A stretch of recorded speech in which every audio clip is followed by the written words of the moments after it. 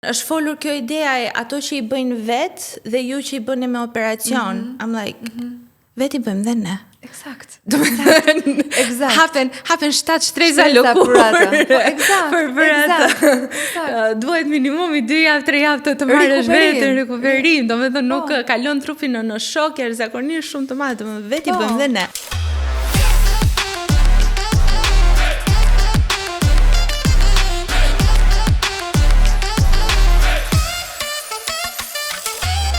Ajo ka krijuar qoshën e saj që e shuan Mom's Corner. Ka krijuar biznesin e saj pasi ka lindur fëmijën e parë, Noah.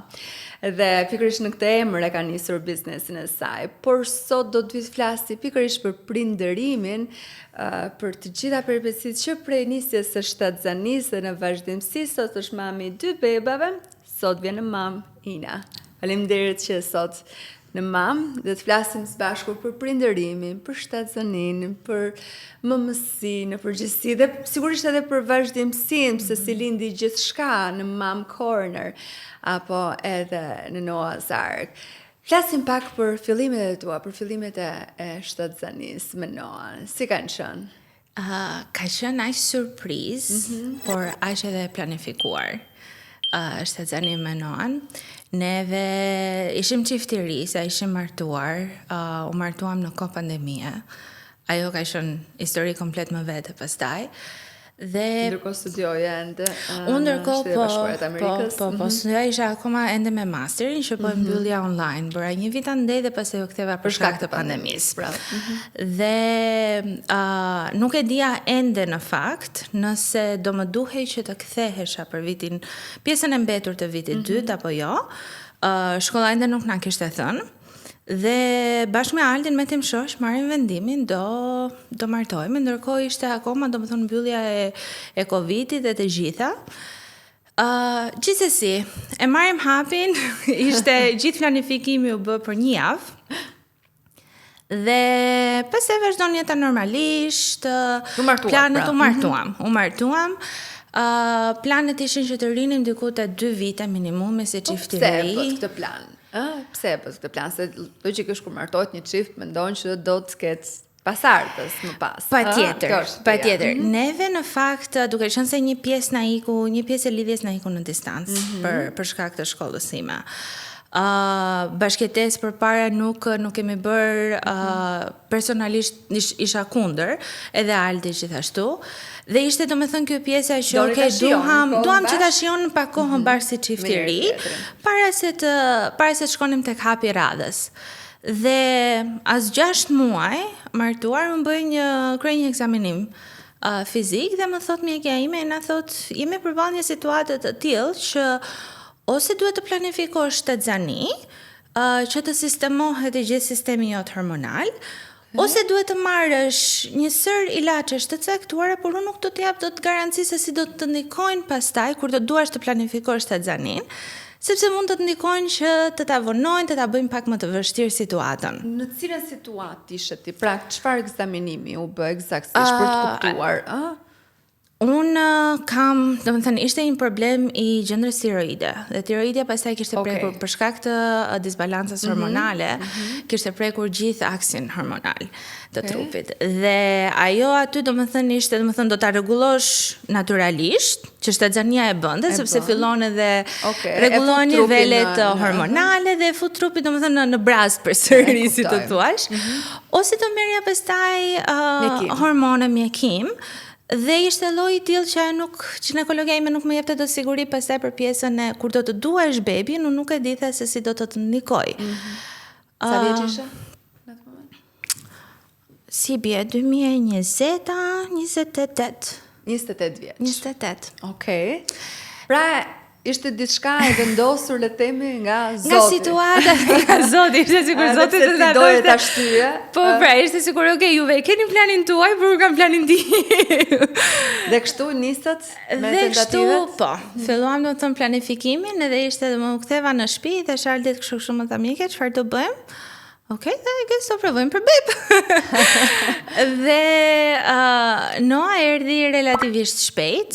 Ka qenë si një dritë në mes të errësirës, sepse Ditën që unë kam marrë testin pozitiv, ka qenë dita që kur nati i mburi motrës, që unë e kisha vlla të madh, kam marrë diagnozë kanceri.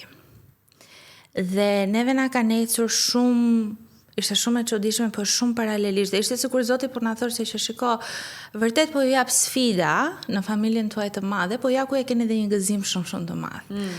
Edhe ishte Noa. Mbaj mend në diku te 6 javshe, ne po planifikonim të shkonim në Korçë tek prindrit e Altit. 2 ditë para unë shoh ëndër, sikur shkojmë në Korçë, dhe sikur kam probleme, do të thënë sikur vuaj nga gjakriedhja dhe pastaj e gjitha kjo në ëndër. Nisemi, shkojmë në një klinik shumë të errët, do të thënë doktorët nuk po më ndihmonte aty, më shumë po më bënte dëm. Dhe zgjon në mëngjes dhe isha totalisht e trembur dhe I them Altit kështu, po thotë I ke nga fiksimet, frika e para, siç e kam bashortë që po mundohet të më. Dhe sidomos po, pikërisht, sepse fillon domethënë dhe bëhet kaq reale e gjitha. Dhe nisemi pas 2 ditësh për në Korçë. 3 ditë atje dhe ndodh që në darkë un kam episod të ngjashëm si në ëndër. Okej. Dhe aty pastaj fillojnë peripecitë e gjata të shtatzanisë me Noan, sepse aq shumë sa e kam shijuar, po aq edhe ka pasur. Çfarë ndodhi atë ditë në spital? Atë ditë mua më është thënë, shiko se bebi nuk po zhvillohet mirë. Edhe doktor më fal, çfarë embrioni? Edhe çfarë do të thuar se nuk po zhvillohet bebi mirë? Jo dha nuk ka përputhje të javëve të zhvillimit, domethënë të javëve që ti supozoj të jesh me zhvillimin e bebit. Por ndodhi që ishte thjesht keq kuptim nga ana e mjekut, dhe thash okay, faleminderit për trembjen. E pe në Tiranë pastaj kur erdha? Po. Pastaj erdhëm në Tiranë, konstatuam ishte gjithçka okay me zhvillimin e bebit, por unë kisha hematoma, që janë praktikisht si tip çarjesh të vogla të placentës me murin, dhe mundeshte të bëja regjim shtrati 3 muaj.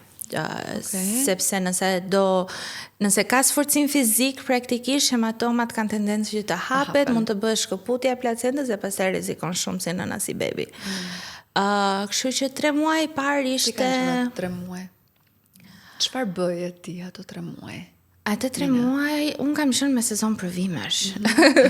Kështu që mbaj mend vendi qeria në divan, ka qenë sepse aty më kapte interneti më mirë në shtëpi, dhe u bë grop sepse nuk mund të lëvizja, domethënë se mos muajin e parë mjekja ime më thoshte as gotën e ujit nuk duhet të çosh ta marrësh vet. Në cilën javë ishe okay, jashtë rrezikut për 14.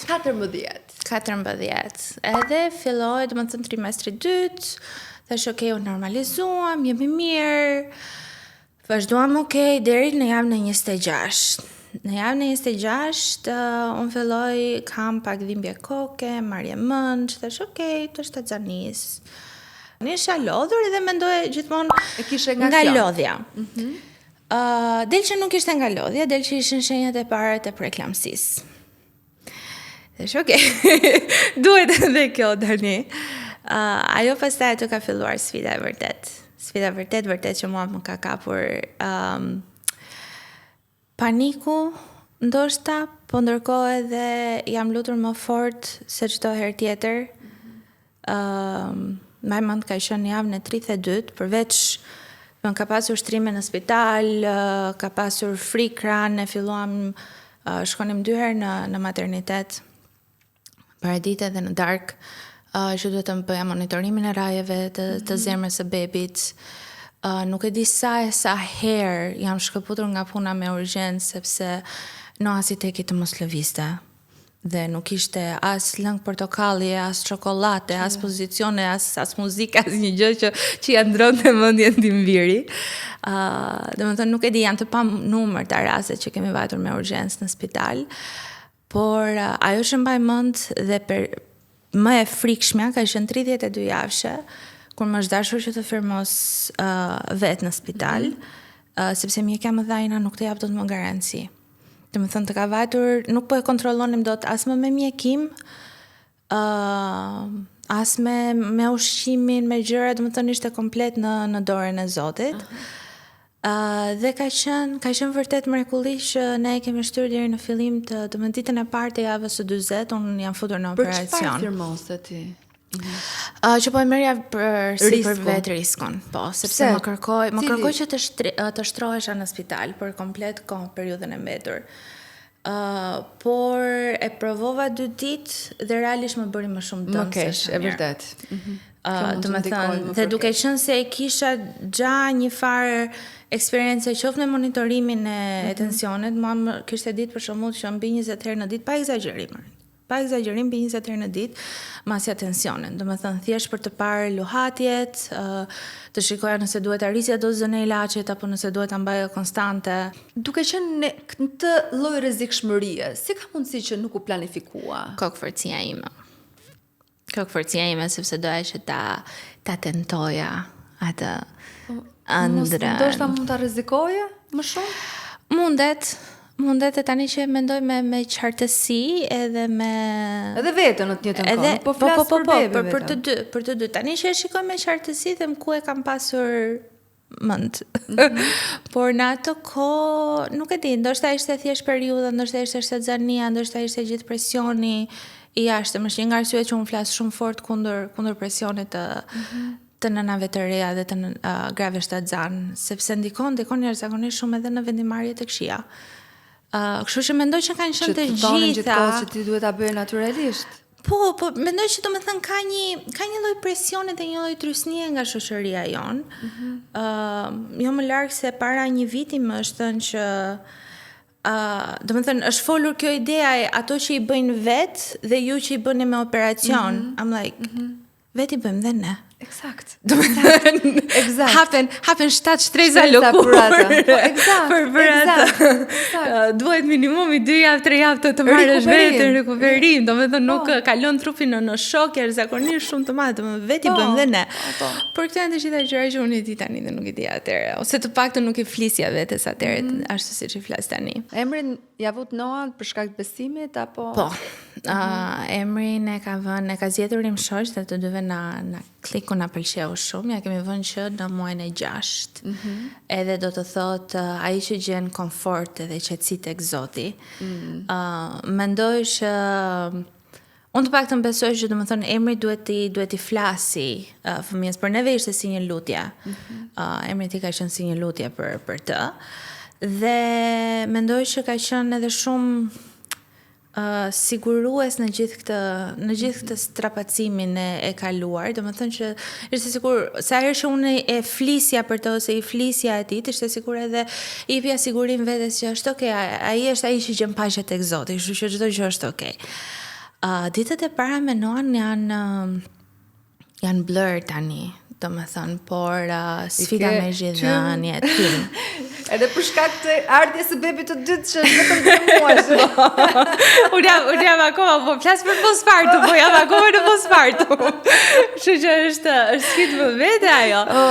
Por tym mbaj mend që i kam shijuar shumë, por në njëjtën kohë një sfidë e madhe me zhidhënien. Çfarë kishte që nuk shkoi? Kishte e para faktin që ma kanë sjellë shumë vonë në maternitet.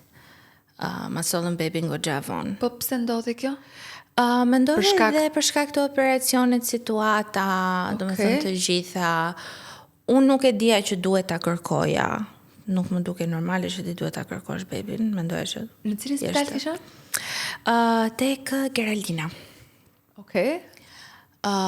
Geraldina si jam me të dy fëmijët. Çudita tani tek sepse unë me të dy fëmijët jam shumë falendëruese se realisht kam marrë kujdesin fantastik dhe u jam në dhomë kur kam vajtur, kështu që prandaj jo, shteti e ka në shtet. Okej. Atje praktika është ndryshe, domethënë të del nga salla, presim pak sa të dali anestezia edhe këto dhe pastaj e sjellin bebin. Për rastin e Noas unë nuk e di në fakt të them drejtën se pse e zjatën aq shumë. Di dhe më ka ngelur peng sepse e kishin ushqyer pa dijen intime. Mbaj mend, domethënë kur kam dalë nga salla isha kështu akoma e turbull dhe mbaj mend vetëm një episod që më thotë im shoq, po i kemë vrap poshtë ti ble formulën se më bërtitën infermierët. Dhe unë për këtë pastaj jam unë jam kujtuar unë jam kujtuar për këtë vetëm pas 2 javësh dhe I them ore, si ishte ai muhabeti? Po thënë mua, më bën namin që si s'keni marrë juve qumë është formul në valixhe. Një arsye tjetër pse unë flas shumë fort edhe tash me Kajlën tani me të dytën isha kështu, më lindi të nusëroj për herë të dytë, se di unë si nusëroj. Po, tani e di. Gjithë bëjmë ndërgjeshëm edhe për shumë gjëra që nuk e dim, po. Pikërisht. Për këto mendoj që ka ndryshuar shumë. Domethënë me Kajlën për shkakun nuk më ndodhi. Më pyetën për të gjitha, kishte ndryshuar shumë fryma. Okej. Kishte materniteti formul vet. Po, e vërtet është ka. Po, në kohën që unë kam lindur Noan, ose e kam pasur dhe nuk e vini në përdorim, ose nuk ka pasur, nuk jam e sigurt, ose mund të ketë qenë ndonjë bllokim për shkak të Covidit. Edhe kjo është edhe çështja e sigurisë se duhet të ketë nuk e di. Por mbaj mend që na është kërkuar që ta kemi. Do të thënë këtë e mbaj mend shumë qartë sepse mbaj mend që e kam hedhur pas 2 ditësh e hodha gjithë kutinë e formulës. Morë vendimin për ta lënë punën. Të friksoi kjo gjë për karrierën tënde që apo e mendove menjëherë planin B? Nuk mendova planin B, mendova thash po u shlirova më shumë nga ajo bara thash nga ai presioni që kisha që si do ta perceptojnë këtë ikjen nga puna. Thash nuk bëhet. Edhe kjo nuk bëhet, kështu që aty I vura kapak gjës. Ku doli Mom's Corner pastaj Ina? Mom's Corner ka dal kur Noa ishte 3 muaj, ka dal ka dal herët. Ora ka qenë në shtëpi kur e ka nisur gjithçka. Po, pse? Pse ndjeve të nevojshme të hapje një pashë të tillë dhe të krijojë një komunitet? Si mami e re Orint, domethënë si nënë e re, unë kur hyja në rrjetet sociale ndjeja një lloj presioni të tmerrshëm. Nga, domethënë ndoshta nuk e kisha ditur deri në atëherë sepse nuk më lidhte puna me faqe të caktuara ose me informacione të caktuara. Dhe kur Noa lindi, normalisht edhe algoritmi bëri punën e vet. Dhe më nxori në dritë dhe mbaj mend kemi qenë duke ecur nga liçeni të 3. Edhe I them tim shoqe, I them edhe më kaplon një mërzitje në shpirt dhe I them se e kupton, unë jam e fushës, kam mbaruar psikologji dhe politika edukimi. Dhe përsëri, edhe pse e di, logjikisht e di që X informacion që kjo faqe po sjell është I gabuar, domethënë nuk është I vërtet. Dhe prap e ndjej atë lloj presioni dhe atë lloj ndikimi. E kupton se çfarë mundet t'i bëj një nënë e re që nuk ka fare lidhje me këtë fushë. Çfarë lloj presioni edhe çfarë lloj ndikimi negativ mund të sjellë tek ajo. Edhe më thotim shoq me të qeshur, po mirë, hap vetë faqen tënde edhe filloj dhe thuaj informacionet e të vërteta ashtu siç janë. Po, e them dakor, do t'i hyj në Instagram tani, unë edhe e lë. Në 3, më fal. 3 natës, pasi Noa çohet për të pirë, e vë në gjumë, s'po më sinte gjumi, dhe e hap. Kur ti ke çuar mesazh tek mam, fjalia e parë ishte nuk kam dashur të shkruaj. Por duke patur parë ndikimin që ka tek nënat, formës se si vjen, mendoj që duhet ta ndaj dhe unë eksperiencën time. Ashtu siç ke bërë edhe Mom Corner. Që është shumë e rëndësishme që ne të bëhemi bashkë në këtë rrugtim, edhe të mbështesim njëra tjetrën.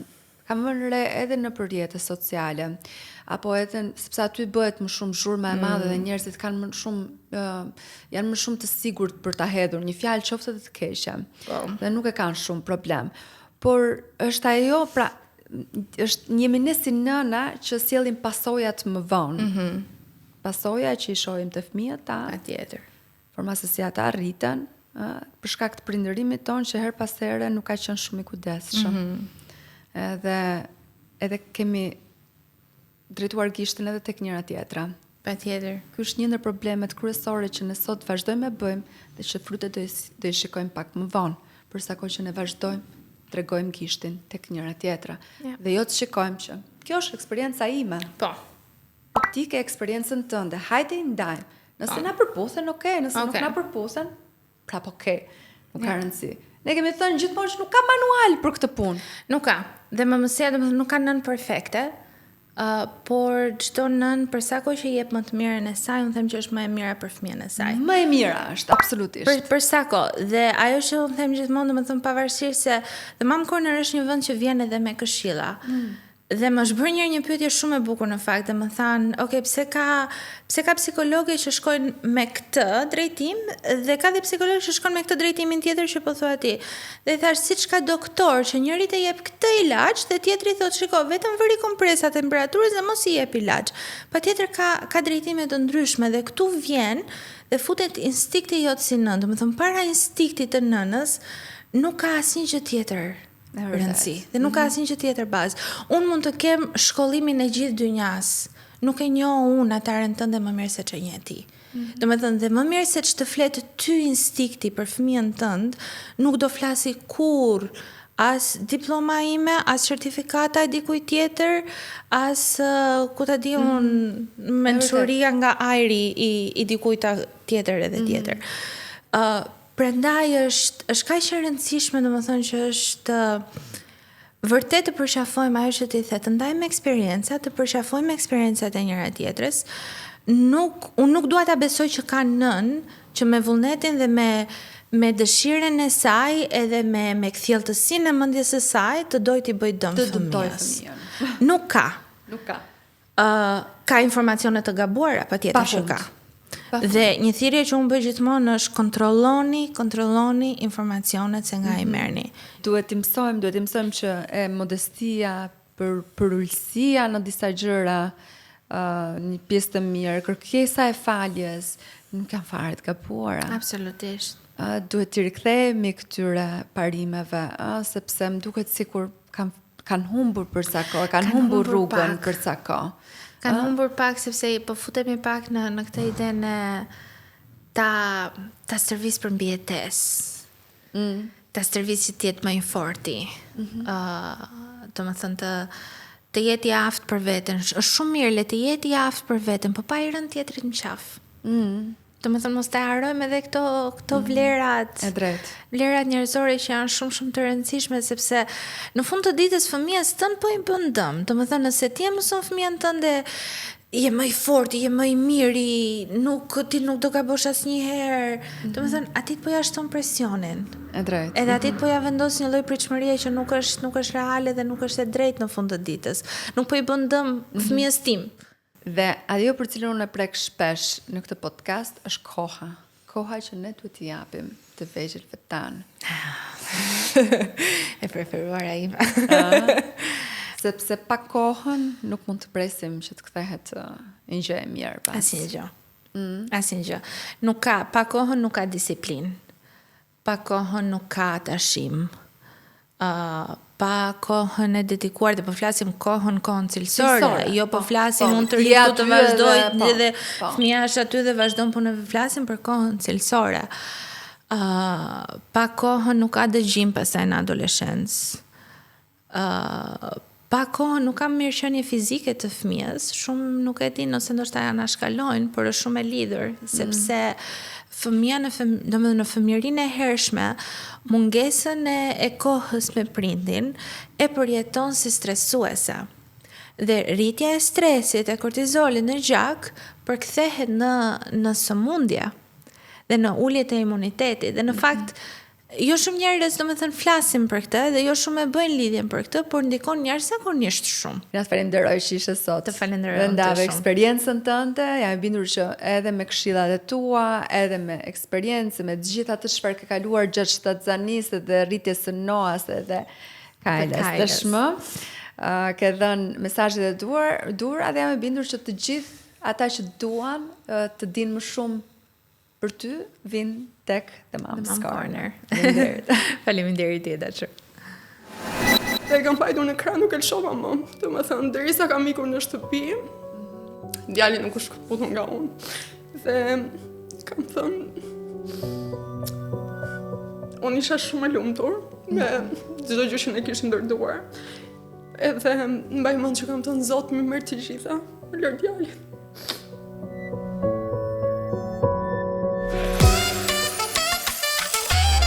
Jam me mami Denisën, e cila vjen nga Gjermania nga Köln. Jeton prej sa vitesh tashmë? U bën 11 vite tashmë që jam zhvendosur. 11 vite, si po shkon jeta atje? E ke shijuar? Atë isha duke menduar edhe pak më parë, është pak më me strukturë se sa këtu në Tiranë, këtu më duket e vrullshme, në të njëjtën kohë pastaj shikon edhe njerëzit që po e shijojnë ditën pafund edhe pse është e hënë, orar pune, ndërkohë në Gjermani në moment që fillon e hëna, ora 8 e mëngjesit fillon dhe stresi i ditës, ti duhet paraqitesh në punë, duhet të çosh fëmijën në kopësh apo në çerdhe. Kurse këtu ose i shikon të gjithë jashtë, edhe thua okay, apo merret me diçka, ose i shikon pastaj duke pirë një kafe, e kanë të jep ngrohtësi, domethënë se ambient ndryshon goxha nga gjë. Po mos harrojmë që jemi në kryeqytet dhe kryeqyteti në çdo vend ka këtë gjë, ka këtë zhurmë turizmi njëkohësisht, kështu që ka ndryshuar Tirana vitet e fundit se gjithmonë fokusohemi me idenë punojnë këta njerëz, por ndërkohë edhe punojnë, edhe që punojnë. Janë punë të ndryshme normalisht edhe plus që është një qytet i zhurmshëm. Megjithatë sot jemi për të folur për mëmsinë. Mëmsinë e cila nuk do të niste më një herë kur ti do të shkoje në Gjermani në fakt. E morë të shtruar me bashkëshortin. Atëherë bashkëshorti im dhe unë jemi bashkë në 2013. Edhe kemi patur një histori shumë të bukur në kohën tonë të modelingut në atë kohë. Vërtet? Po, të dy model, u takuam në një sfilat mode, nuk e dinim se si do ishte jeta jonë fare, madje kemi nisur jetën në Tiranë. Dhe pastaj fati deshi që të zhvendoseshim në Gjermani, secili me atë hapin e vet le të themi, por që të dy bashkë. Dhe në moment që ishim në Europë, tham, okay, tani është momenti që ne të bëjmë jetë europiane. Dhe nuk do fillojmë direkt, edhe isha shumë e re, duhet të them që kam takuar 19 vjeç, edhe nuk e kisha fare në plan që të bësha një mami e re, doja të isha një mami e pjekur, bashkëshorti im po ashtu donte të ishte një baba i pjekur në moshë, edhe pra, ka qenë diskutimet tuaja gjithsesi. Që takimin e parë, kemi patur një kimi jashtëzakonshme, sa që në takimin e parë që kemi patur me njëri tjetrin, në një moshë aq të vogël, kemi thënë që ne një ditë martohemi, ne një ditë bëhemi me fëmijë, edhe madje edhe emri i djalit ka qenë emri i parë, se Andrelia ka 2 emra. Ishte i planifikuar. Ishte që atë ditë. Domethënë bashkëshorti ka thënë që nëse bëjmë një djalë do quhet Andre, dhe unë kisha emrin e vajzës, pastaj nëse do bënim vajzë si feministe që jam. Dhe ka qenë realisht e planifikuar dhe pastaj pas 10 vitesh gati së bashku ka ardhur në jetë Andrelia. Edhe ishte një kurorëzim shumë perfekt. Po martuat apo? Bëm një celebrim në Gjermani, po kishim bërë fejesën në Gjermani, celebrimin në Gjermani, donim çdo gjë, donim të thyenim traditën. Mendoj që është tipike kur je shumë i ri, do t'i largohesh tradicionales dhe pastaj me moshë fillon të pëlqejnë traditat. Çfarë bëni në Gjermani? Në Gjermani un jam specialist IT, mbarova dhe shkollën për informatikë edhe punoj në shtet, në një nga ministritë e Gjermanisë, kurse bashkëshorti është tek departamenti burimeve njerëzore të një kompanie. Ka arritur atë stadin e vet, edhe karrierën e vet, ashtu siç ai e donte. Atë shkollë që kishte mbaruar në Shqipëri, një pjesë ju një atje, pastaj vazhdoi specializime në Gjermani. Edhe ndërtuam një jetë goxha të bukur para se të vinte Andrelia. Krijuam një jetë me udhëtime, kujtime shumë të bukura në çift, ishim dhe i vazhdojmë të jemi një çift shumë i konsoliduar. Edhe patëm e vetmja gjë që ndryshoi, ajo rutina jon fikse, ku secili kishte gjërat e veta, çoi në mëngjes, e dinim punën, do takoheshim në darkë ose në pasdite. Sedat, ajo qetësia. Qetësia jon, ajo planifikimi i shtruar një pushimi 6 muaj para, që ne dinim që do funksiononte perfekt. Ndryshoi komplet në moment që ne bëhemi prindër të një fëmie, absolutisht mendoj çdo prind për fëmijën e vet do thotë është i adhurueshëm, i mrekullueshëm, më i bukur në botë, nuk di. Por ishte një vendim për të mbetur shtatzani përbashkët apo ishte i përbashkët? Bashkëshorti im, që t'jemi sinqert, ne kemi pak vite diferencë me njëri tjetrin, 6 vite, kur ai bën 30 vjeç, unë isha 24, më thotë unë jam gati që tani për një fëmijë, nëse ti do jesh gati. Unë nuk isha gati, thash jo. Në këtë moment jo, dhe ne bëm një pakt. Më tha fati fundit për mua që të bëhem baba do ishte mirë 35, sepse më vonë më duket vetja pak si plakur dhe I thash, dakord, për mua unë jam afër të 30-ave aty dhe bjem dakord që ashtu do jetë. Po pse u vendosën këto afate? Domethënë, a mendon që është okay për ty të vendosen të tilla afate? Shikosh, sepse ne sigurisht jetojmë në një botë që duhet mirë menduar gjërat, duhet të ketë një planifikim dhe familjar njëkohësisht. Por ndoshta kjo mund të na penalizonte nga gjëra tjera të mira, që sjell familja pastaj mbrapa, kupton atë që po them ndoshta unë kam folur shpeshherë edhe me doktorë dhe me mjek, apo dhe me nëna që pas e kanë pasur vështirësi të mbesin shtatzan atë kur donin të mbesin shtatzan. Kupton? Ndoshta këto gjërat të vinë. Nuk e mendova i shtell 24 vjeç. Kjo është dhe idea. Mami im është bërë një, domethënë, un kam një mami të re, ka 3 fëmijë dhe 30 vjeç mami kishte mbyllur me fëmijën e tretë. Dhe gjithmonë më thonte që mos u bëj mami shumë e re, shijoj një herë, sepse do apo s'do kur të vi fëmia do të ato etapat e veta. Dhe brez tjetër. Dhe unë kisha gjithmonë në mendje që okay, 30 vjeç moshë perfekte, afërsisht 30, unë 29 ishte dal aty. Dhe nuk e mendova aq thellë. Deshi Zoti që ne të ngelnim, domethënë që të ndodhte direkt shtatzania, me planifikim ashtu siç ne dëshironim. Ajo është edhe dhuratë shumë e madhe e Zotit. Sot po të më pyesësh, them wow, po ta mendoj me këtë pikuri që kam tani, në këtë moshë, fati im dhe me informacionet që kam, çfarë fati, dhe jam shumë i njohës e Zotit sepse mund të kishte qenë dhe ndryshe. Në drejt. Disavantazh tjetër pastaj është që kur bëhesh prind pak më vonë dhe ti e ke krijuar tashmë një rutinë dhe ti bëhesh me një fëmijë, të hi pak frika e fëmijës së dytë. Ky është tjetër problem. Ky është pastaj edhe problemi i dytë që fëmia i dytë ty të duket pastaj një vështirësi shumë e madhe, një sfidë tjetër dhe ne jemi në këtë fazë që kemi një fëmijë dhe kur na pyet dikush po kur do e nisni tjetrin, ne stepimi të dytë dhe themi të shohim. Të shohim. Sa është Andrelina aktualisht? Është i vogël, 1 vjeç e gjysmë. Është 1 vjeç e gjysmë. Akoma, jeni akoma duke shijuar rritjen e tij. Megjithatë morët vesh ishit shtatzan. Si kanë qenë ato muajt e pritjes për ty? Pata shtatzani të mbar në përgjithësi, sepse dhe ja bëra vetes të mbar ndoshta nga ana psikologjike, e shijova, por pati 2 momente që i pata disi stresuese. Një moment ishte një ditë para se unë të organizoja gender reveal-in, le të themi. Ishte në Shqipëri gender reveal-i dhe kishim bërë në plan që të kishim të 2 familjet së bashku. Duhet shkoja te mjekja duhet thonte gjinin dhe duhet thonte shoqes time të ngushtë në telefon që po merr me çdo organizim këtu. Unë shkoj për gjinin dhe ishte çdo gjë në rregull dhe mjeka më thot prit sepse unë shikoj që ndoshta në kokën e fëmijës, dhe unë isha 4 muaj isha aty, mund të ketë dalë një kist. Tani llogaritë pak trembjen që ka një mami e re shtatzan që thot çfarë është një kist, për çfarë po flasim, pse unë nuk e kisha lexuar ato informacion. Dhe më tha që mund të jetë një simptom i një lloj sindrome që as atë nuk e dija, nuk ishte domethënë sindromat e tjera që ne njihnim, ishte diçka shumë e rrallë. Por tha mund të jetë thjesht flok të bebit. Tani mua kjo pjesa mund të jetë thjesht flok të bebit, nuk e vetëm këtë s'mendova. Nuk e mendova. Dhe ditën tjetër unë isha për rrugë, ditën tjetër ishte gender reveal-i për takuar familjar që po prisnin. Pra do e bëje këtu gender reveal? E bëra këtu, po e kam bërë në Tiranë, domethënë në Shqipëri. Dhe ajo ka qenë tronditje shumë e madhe dhe mua më duhej të prisja derisa të kthehesha nga Shqipëria për në Gjermani që të merja vesh çfarë ishte ky dyshim, se ishte thjesht një dyshim. Ama në Gjermani çdo dyshim që kanë ty ta thon. Nuk e kanë, domethënë kjo është një ndryshim shumë i madh. Nuk ta fshin. Mendoj në Shqipëri më kanë treguar se nuk e di, që mundohen mos të trombin.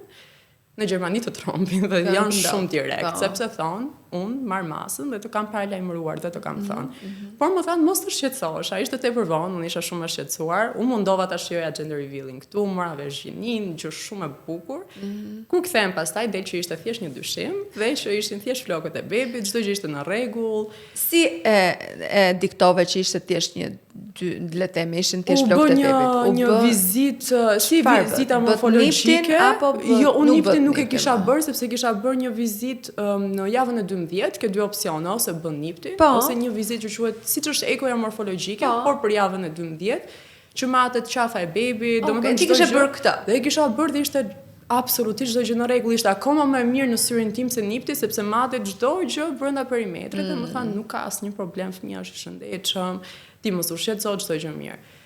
Kur u ktheva, pastaj duhet të bëja po ashtu një tjetër vizitë që ishte para ekos morfologjike, unë akoma s'kisha arritur javën e ekos morfologjike. Do të shkosh 5 muajsh. 5 muajsh, 20 javë që duhet të ishte bëja atë. Unë isha 18 dhe e bëra edhe një herë një eko të specializuar, u morën 2 mendime mjekësh dhe ishte çdo gjë në rregull dhe më thanë të kanë shqetësuar kot, nuk e di kush ta ka thënë. Ishte siklet për t'u kaluar, nuk e përjetova dhe aq mirë, edhe kam qarë, edhe në avion rrugës për në Shqipëri kam qarë, edhe në avion duke u kthyer nga Shqipëria për në Gjermani. Çfarë mendove? Se duhet më ndodhte mua kjo gjë? Nuk është se e kisha më shumë se duhet më ndodhte mua, se sa ishte ai shqetësimi, a kam bërë diçka gabim, a është çdo gjë në rregull, çfarë është kjo sindrom, a është një arsye gjenetike. normalisht që mendon si është jeta pastaj në moment, mendoj që çdo mamje ka këtë që dëshiron gjëja e parë një fëmijë të shëndetshëm dhe pastaj mendon se si mund të ndryshojë jeta nëse larg o zot fëmia pastaj ka diçka që ti duhet kujdesesh gjithë jetën. E drejt. Dhe ishte moment për mua shtatzania e parë, mamje e re për herë të parë, isha dhe vetëm në atë moment, sepse unë thjesht mendova 5 minuta vizitë, sa të lajmërojnë shoqen time, unë do iki, nuk isha marrë as bashortin me vete, se i thash nuk ka nevojë, në çdo vizitë kemi qenë zakonisht bashkë.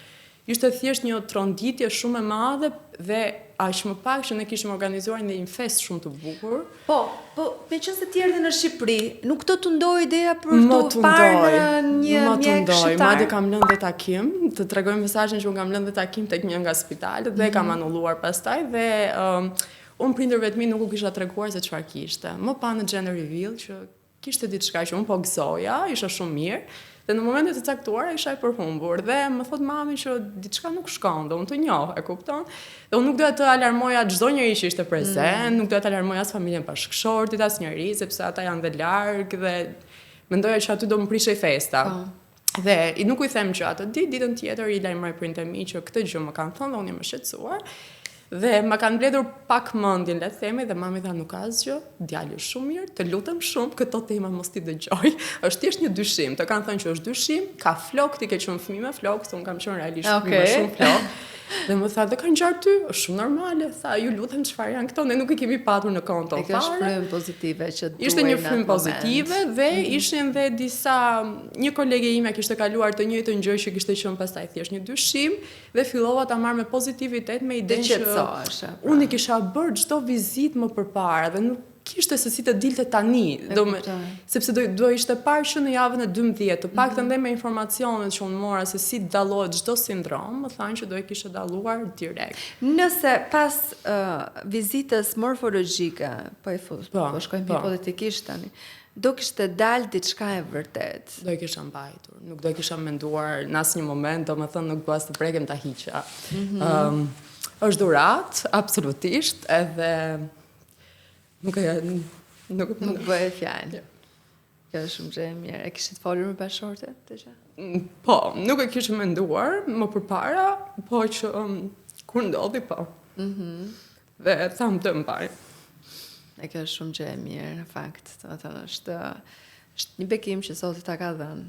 Edhe por duhet shumë forcë për të marrë një vendim të tillë. Po, absolutisht. Dhe çuditërisht tek shtatzanite e çunave ndodh ndonjëherë në Gjermani që sikur kanë më shumë dyshime se sa të shtatzanite vajzave. Vërtet, domethënë dhe koleget e mia, mikesha të mia, qoftë edhe motra ime, çdo gjë që ka qenë dyshim ka qenë tek shtatzania, për shembull që motra ka patur me djalin, se sa ajo me vajzën. Vajzat kanë shtatzani të qeta të djemt fillojnë ka kokën pak të madhe, po lëviz pak si shumë, po ka këtë.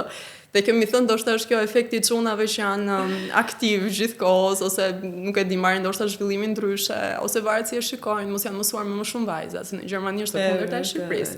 Lutem për një vajzë. Ashtu? Në moment që un kam thënë edhe te kolegët e mi ose tek shoqëria që kam në Gjermani, un pres një djalë, mos e mërzit herën tjetër ke vajzë.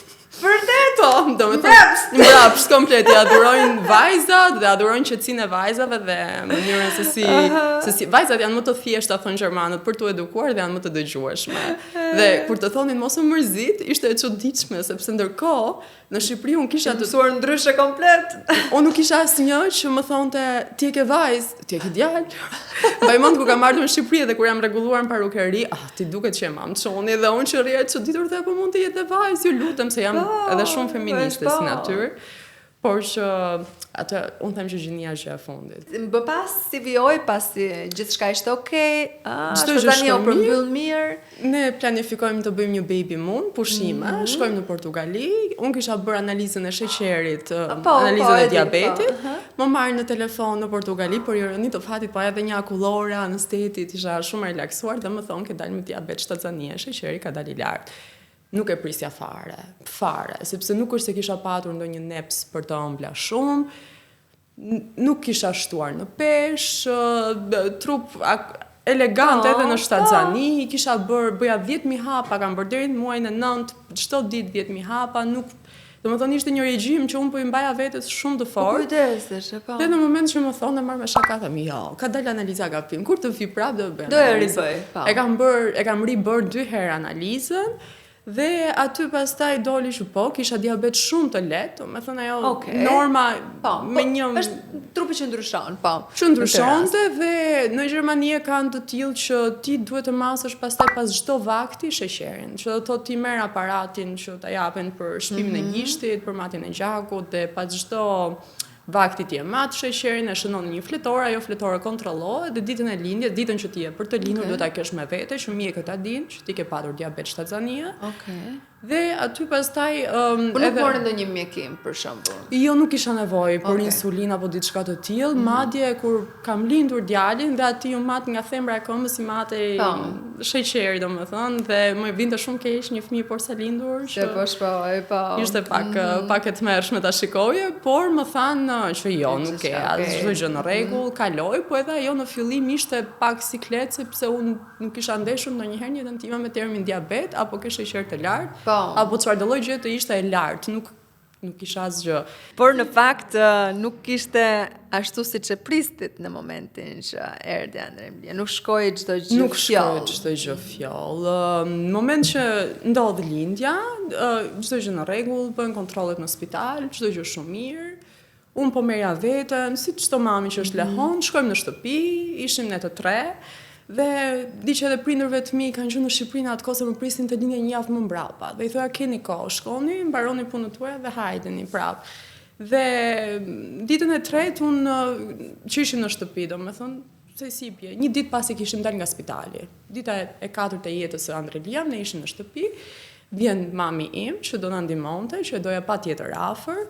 Dhe atë ditë ka qenë një ditë shumë e çuditshme, kam qenë gjithkohës në një lloj ndjesie që mendoja se ishte thjesht ai depresioni pas lindjes, mendova më filluan këto baby blues. Andre Liam ndodh që në Kërthiz çdo fëmijë, nuk e di si është në Shqipëri, në Gjermani vën një nap. Pasi del dhe ndrohet napa çdo 2-3 orë. Unë kisha një mami gjermane. Kurse kanë të detyrueshme në fakt atë, e kanë me i kapje, edhe pastaj atë kapjen ajo bie deri kur bie Kërtiza logjikisht. Po ti sigurisht që duhet ta pastrosh. Unë isha pak frikacake se fëmija I parë që ta prekja vetë Kërthizën dhe t'ja ndroja napën dhe thras një mami gjermane që më kishte ndihmuar gjatë shtatzanizmi, informacione të caktuara dhe I them që të lutem hajde ndroja napën dhe ajo tha patjetër. Në moment që ajo vjen, ndoshta pa dashje, tenton që t'i vëra ajo dhe ajo nuk ishte nap, ishte si një top plastiku I mbështjellë me napa, le të themi, që lidhej rreth Kërthizës. Dhe më tha unë doja lë këtu dhe nuk ka nevojë që t'i bësh asgjë për disa ditë. Tani normalisht I beson më shumë një njeriu mjekësie se sa vetes tënde. Merr a priori nuk as mami tim si besoi shumë se thash është e fushës. Ajo ishte aq e rënd saqë I shkakton lëvizjet e Kërthizës, gjë që për një fëmijë që është 3 ditë, 4 ditësh në atë moment mund të ishte dhe fatale, mund të ishte, me sa kam kuptuar më vonë nga mjekët. Dhe ndodh që Andre Lia nga dhimbjet vetëm qan. Në një moment ngel pa frym dhe I ndryshon ngjyra e lëkurës dhe unë e dija që kjo nuk ishte një gjë e mirë për një fëmijë por sa lindur dhe mbaj mend që është bërë pothuajse I zi, sepse ngel pa frym, ishte mendoj se ne ishim 3 të rritur aty, domethënë bashorti, unë dhe nëna ime dhe në atë moment që mami e pa, tha duhet shkojmë në spital urgjent. Ai u qetësua, sepse ndoshta kishte të bënte pozicioni dhe çdo gjë dhe moment që bashkëshorti e mori se është trup shumë I gjatë. I them ka edhe ato dëbor më të mëdha dhe ndihmoj. Shkojmë në spital, tregojmë çfarë kishte ndodhur, unë vetëm çaja, nuk e di se si kanë folur, sepse duhet të fliste nëna dhe duhet tregonte nëna çfarë kishte parë dhe të gjithë të hutuar dhe I them që ka ndodhur kjo gjë, e marrin më urgjencë, domethënë si u futëm te dera e spitalit, aty mund të kishte 20 veta që prisnin, fëmia I parë që është futur ka qenë Andre Lia, edhe pse ishte shumë I vogël. Dhe e shikojnë, e konstatojnë, po, kishte lvizur Kërthiza, kishte ndryshuar dhe ngjyrën, më thanë nuk ka problem, ne tani duhet të shikojmë nëse nga marrja frymës që pati dhe bllokimi I frymarrjes a ka patur një pasojë.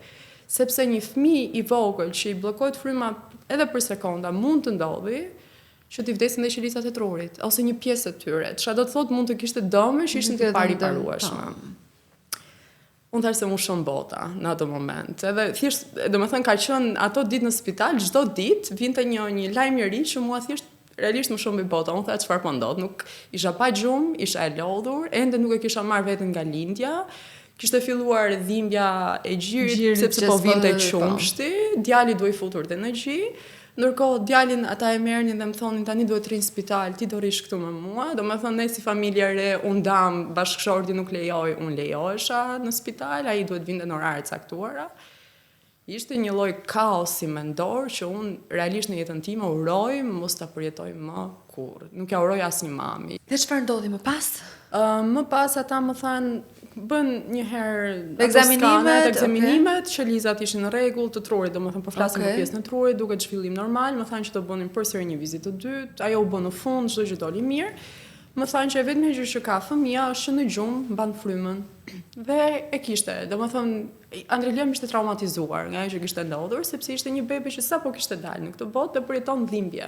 Dhe i lëviz diçka që nuk duhet në trup, që ishte pjesë e trupit të tij, që nuk duhet të lëvizte, dhe dhimbja ishte aq e fortë sa që në një farë mënyrë kishte krijuar memorie tek ai. Dhe në moment që ai flinte, kishte momente që ndalonte së marrë frymë, edhe për 2 sekonda, sepse si duket përjetonte në gjumë të njëjtën dhimbje, mendërisht të njëjtin shok, fiks që kishte përjetuar në atë sekondë. Dhe ky ishte problem? Ky ishte problem sepse fëmijë të tillë ka raste që nuk marrin më frymë në gjumë. Çka do të thotë se mund të ndodhte. Kishte sic. Dhe në moment që mua kjo nuk më tha në atë sekond, mua u munduan mos të ma thonin mjekët aty sepse panë që unë isha shumë e traumatizuar. Vinë me një aparatur dhe vjen një teknike aparaturës që do më mësonte se si unë të përdore një aparatur në shtëpi.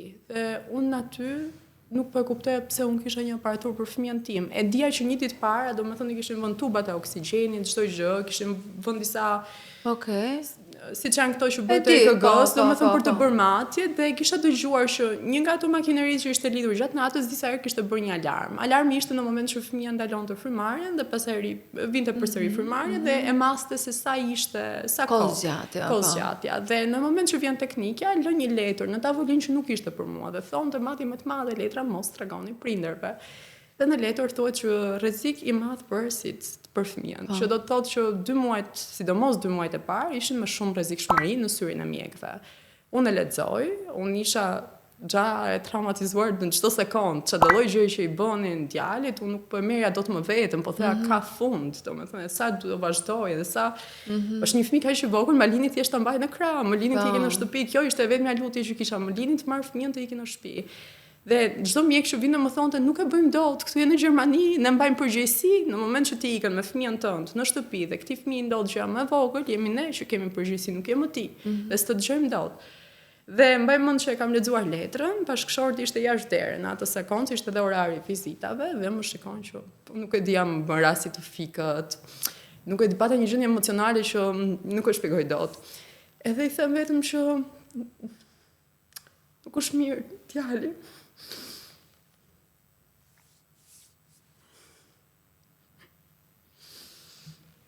Vështirë është shumë. Ma e mërë me më. Edhe më thotë që çfarë do të thuash dhe ja shpjegoj. Filloj qaj, dhe vjen mjeku, një rastësi, dhe më shikon duke qarë. Dhe i them që e lexova. Dhe mjeku e pati shumë vështirë. Patjetër, ma mërë mendja. Dhe më thonë mund të kem ndonjur 2-3 orë duke qarë. Pa pushim. I the të lutem nuk doja njeri, doja vetëm djalin. Hiqa një tha çdo aparatur, e dua në krah. Dhe e kam pajtur në krah, nuk e lëshova më. Të më thënë, derisa kam ikur në shtëpi, djali nuk është shkëputur nga unë. Dhe kam thënë, unë isha shumë e lumtur me çdo gjë që ne kishim ndërtuar. Edhe mbaj mend që kam thënë, Zot më merr të gjitha, më lër djalin. Shumë e vështirë, dhe më thënë, momenti më i vështirë jetës time. Dhe realisht ashtë nuk dua asgjë, më i mbrapsht, nuk dua asgjë, thjesht ma lër këtë fëmijë, kaq. Sepse ishte një moment që kur të thonë që ti ke parë fëmijën me sy, mendoj që ka shumë drama edhe në shtatzani që ndodhin, po kur ti e ke parë me sy, e di çfarë dashuria është, e di kush është. Të ndryshon jeta plotësisht. Që në sekondën e parë, dhe në moment që nuk pranon as iden më të vogël që mund të ta marrë jeta prapë mbrapsht. Domethënë kjo është trauma mendoj më e madhe çdo prindi që nuk ka uroj asnjë prindi dhe kam thënë realisht dhe vazhdoj ta them, unë nuk kërkoj më asgjë, nuk do të kërkoj më gjithë jetën asgjë. Kam thënë nëse ky fëmijë është mirë, unë vetë sakrifikohem në çdo sekond, për të nuk e diskutoj, por që nuk doja falja vetes, sikur dhe nuk ja fal vetes akoma, mendoj që fajtore ndjem unë. Po pse? Sepse isha unë që e thirra mamin dhe në çdo moment moment ti ajo është eksperte për atë punë. Po, dhe më vjen nëse ne do jemi para gjykus karshis ekspert, se nuk mund të ecim është një mendoj çdo mami ka kur ti e di, ti je mami vet, sikur unë e di çfarë do të thuash. Edhe në moment që ti e çon në kopësh dhe të lajmërojnë që është vrarë, ti ndihesh fajtore atë ditë se thua çova me dorën time. E mora aparaturën, na kanë bërë dhe një kurs në atë moment, pritën sa u qetësova unë, erdhi psikologja, po më fliste, nuk kishte psikologi që më merrte përsipër në atë moment, nuk ishte njëri që mund prekte më fëmijën tim, domethënë ai ishte ka qenë një kat mendërisht që unë kam thënë, nëse unë isha e pasigurt një herë që kërkova ndihmë ka dikush, unë zëhem e pasigurt kur. Po. Dhe them gjithmonë pasiguria e nënës është dëmi i fëmijës ndonjëherë dhe tani jam mami shumë e sigurt. Në çdo gjë që bëj e mendoj mirë, them kjo është ajo që unë dua për djalin tim pikë. Sa kohë zgjati kjo periudhë dhe si u përshtatët ju në shtëpi me këtë? 2 muajt e parë ishin më të ngarkuarit, sepse ne dinim që ishte i vogël dhe çdo gjë ishte, shiko, ai kishte një sjellje normale, ishte çdo gjë normale, një fëmijë shumë normalisht i zhvilluar me çdo gjë të mirë. Thjesht duhet të kishte aparaturat që në moment që flinte, aparati të maste nëse ishte çdo gjë në rregull. Fati ishte që aparati nuk ra asnjëherë në alarm, për sa kohë e kishim. Që do të thotë djali ndoshta afërsia me mua i por jashtë mirë, saqë dhe unë e kam mbajtur në një krevat me veten time, ai nuk ka fitur asnjë ditë në krevatin e vet. Ka qenë gjithkohës te krevati im, sepse edhe ishte këshilla e mjekut, më tha që traumën që ky ka përjetuar, duhet ta kalojmë me ndjesinë e nënës. Dhe akoma nuk e di që është shkëputur nga ty dhe i ndodhi një lloj shkëputje tjetër para kohë, që do të thotë duhet ta marri veten, duhet kuptoj që të ka ty aty. E kishe edhe në bashortin këtë gjë? Po, e kisha. E kam të mërruar pak dhe më vjen shumë keq për bashortin tim, sepse ai e merrte në krah dhe bashorti im quhet Ermal. I them Ermal po mban keq. Jetë po mban keq. Po mban keq. Shikoj se shtrëngove, shikoj se ti je shumë i madh. Shikoj dhe ai shkreti që rinte dhe ishte trauma ime si mamje e re, ishte shumë e theksuar. Dhe ju të gjithë e kuptuan. Edhe jo të gjithë u treguam, sepse ishte edhe një gjë që nuk do ta ndash me çdo njeri, çdo gjë. Sidomos në atë moment, po e vërtet, pa u qetësuar si vetë dhe pa det. Mund të kem edhe shoqë që tani që do shikojnë podcastin, do të thonë seriozisht ne kemi folur dhe ti s'më ke thënë dhe nuk ndjesha gati, do thoya të gjithëve që isha shumë keq. Po si ndikoi kjo periudhë te ty? Ndikoj në periudhën postpartum, le të imagjino një nënë shumë e brisht në atë periudhë kur i ndodhe një gjë e tillë, bëhet akoma më shumë e brisht dhe sigurisht rrethanat mund të ndikojnë edhe më tepër. Dhe karakteri im pak strikt, se unë jam edhe natyrë prerë, karakteri im planifikues, që ishte pa plan në atë moment, që isha mësuar të isha e zonja e çdo gjëje, më duket ja mami më pa zonja në botë, sepse nuk po dia nuk po orientohesha në asnjë pikë. Ndikoj që e përjetova 3 javët e para, them që kanë qenë më të errtat, sepse akoma nuk po mësohesha me çdo gjë, edhe ndoshta edhe pjesa e spitalit ndikoi akoma më negativisht në çdo pikë dhe mendoj që në syrin tim ka qenë postpartum depression, pata një periudhë që qaja shumë, pata një periudhë që nuk doja të hynte njëri në derë. Në moment që dikush e thonte që ne do vim për vizitë, unë kam refuzuar dhe kam thënë nuk jam gati, nuk ndihem mirë, më vjen shumë keq, kam thënë më vjen turp, gjëra të tilla, do gjej një justifikim, ama nuk doja njëri në derë. Ka qenë një... dhe për të mbrojtur bebin njëkohësisht. Dhe për të mbrojtur bebin, sepse mjeku tha, nuk duhet në mënyrë kategorike që fëmia të ketë probleme me frymarrjen. Çka do të thotë viroza më e vogël, ky fëmijë rrezikon më shumë se sa një fëmijë tjetër. Për mua kjo nuk ishte shaka, dhe unë nuk prisja ta kuptonte njeri. Dhe unë nuk prisja t'i bëja qefi njeriu, në atë moment, për mua primari ishte Andrelia, dhe nuk e kam diskutuar fare, as bashkëshorti, jo? Ne jemi të dy tipat të ngjashëm, në moment që është thonë kjo fjali, për ne ka qenë vath në vesh, nuk u rrezikua. Trunën kush e mban aktualisht? Kam gjetur në Gjermani quhet Tagesmutter, nuk është çerdhe, është një zonjë që është edukatore, ka qenë edukatore dhe ka punuar në shtet. Ajo merr disa fëmijë, besoj në shtëpi. Ka 3 fëmijë, ka një ambient jashtëzakonisht shumë të bukur. Mua më pëlqen që dhe doja patjetër që Andrelia të merrte këtë strukturën e bukur gjermane që kanë fëmijët. Adhuroj. E kam adhuruar gjithmonë. Nuk kam parë fëmijë më të qetë. Janë realisht, jo se e them, po janë fëmijë shumë të qetë, janë fëmijë shumë të mirë, shumë të rregullt dhe doja që ta merrte, ne nuk jemi gjerman, ne jemi prindër shqiptar që kanë vite në Gjermani, nuk e diskutoj, që kemi atë strukturën tonë, por unë doja që të merrte të kishte si një gjyshe gjermane, që i mësonte ca gjëra të bukura. Dhe ajo ka një strukturë të jashtëzakonshme, ka fëmijë shumë të mbar atje dhe shembuj shumë të mirë.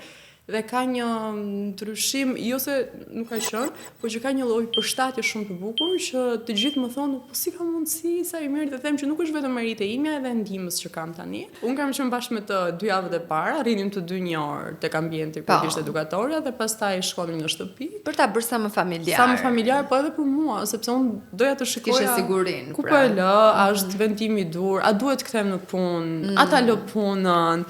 Sa fajtore ndihet një mami që punon, dhe sidomos kur i thon po pse e ke lënë, po je në punë, sepse ne nuk ta bëjnë të lehtë, në asnjë kulturë të botës mendoj nuk ta bëjnë të lehtë, presin që ti të kesh, nuk mendoj se një femër ka më një jetë normale siç e ka patur në moment që është mami. Prioritet do jetë gjithmonë fëmia, por që pritet që ti jesh një grua e suksesshme siç ke qenë në karrierë, pritet që ti jesh një mami shumë e përkushtuar që rri gjithë ditën në shtëpi, po ndërkohë pritet që ti jesh në punë.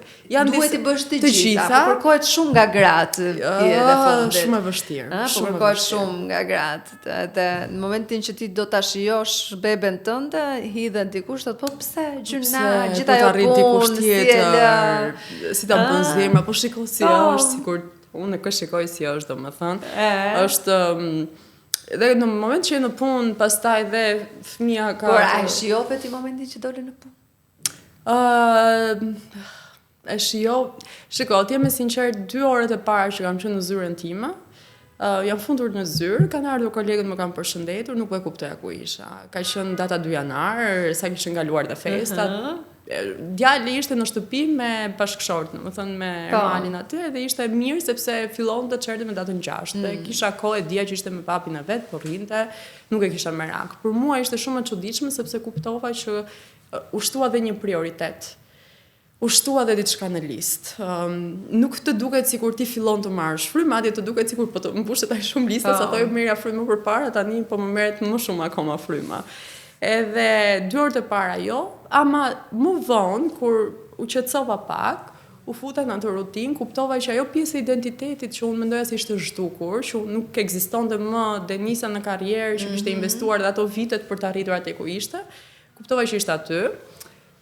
Ndoshta një version pak më i mirë, pak më i përqendruar, që dinte të menaxhonte më shumë gjëra njëkohësisht, dhe në fund të ditës, kur jam kthyer në shtëpi, kam hipur në makinë, po kthesha në shtëpi, kisha një ndjesi pozitive. Mirë, gjatë kësaj periudhe, 1 vjeç e gjys tashmë, ka shkuar vaj, kalimi nga qumshi në solid, në moment që ne e kemi ushqyer për herë të parë, për shembull, i kam provuar patate në ëmbël, kisha atë planin se si të bëj bërë. Dhe mbaj mend që patëm frikë dhe ta ulnim te karrigja që duhej ulur. E kemi mbështetur në divan, bashkëshorti e mbante, unë ushqeja. Dhe mbaj mend që ajo u mbyt. Është më rrezikshme. Është më rrezikshme sepse ajo u mbyt që ditën e parë dhe ne po u mbyt. Jo keq. E kuptoj sa fëmijët kanë e menaxhojnë vet atë. E menaxhojnë, po. Po. Sa do të lexosh të duket e pa menaxhueshme. Në momentin mbaj mend që kanë bashkëshortit u mbyt, çfarë të bëjmë më mua, tash nuk e di u mbyt. Lëvizë tunde bëj diçka. Dhe ka qenë çdo etapë që kalonte, ka qenë për ne një lloj sfide dhe mësimi, duhet thënë që mësonim edhe ti besonim procesit, që ndonjëherë fëmia e di më mirë se ne, ndonjëherë është më gati se ne. Unë kam qenë shumë prikacake që ti provoj ushqimin me copa. Unë kam dashur gjithmonë pure në fillim. Por Andrelia ishte një fëmijë që e donte vetë. Denis, faleminderit shumë që ishe sot në Mam. Shumë faleminderit. Faleminderit për mesazhet, faleminderit për formën se si e solli historinë tënde, dhe besoj do të frymëzime edhe për ne.